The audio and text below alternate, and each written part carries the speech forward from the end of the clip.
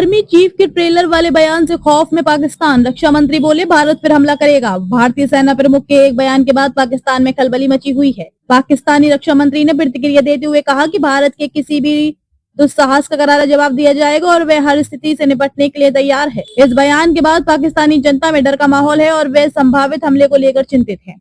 पाकिस्तान के रक्षा मंत्री ख्वाजा आसिफ का भारतीय सेना के ऑपरेशन का डर दुनिया के सामने साफ दिख रहा है।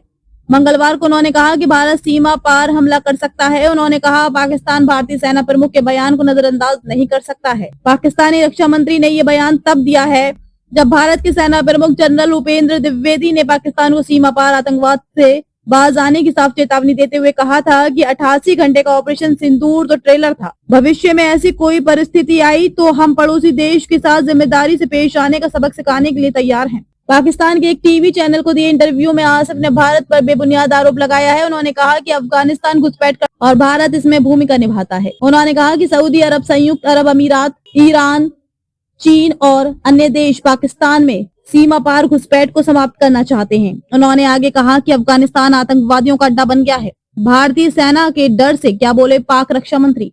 आसिफ ने कहा कि भारत नहीं चाहता कि पाकिस्तान और अफगानिस्तान अपने मुद्दों को सुलझाएं।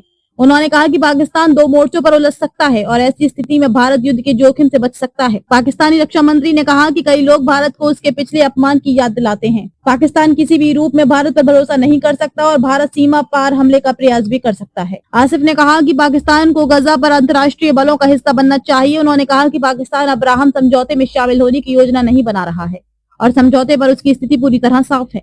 उन्होंने आगे कहा कि पाकिस्तान तब तक अपना रुख नहीं बदल सकता जब तक दो राज्य समाधान लागू नहीं हो जाता। ख्वाजा आसिफ ने कहा कि देश जनसंख्या वृद्धि एक टिक टिक करते बम की तरह है। उन्होंने कहा कि पाकिस्तान में सबसे शक्तिशाली संस्था नौकरशाही है और जब तक ये शक्ति निर्वाचित प्रतिनिधियों के पास नहीं जाती तब तक कोई भी मुद्दा हल नहीं होगा।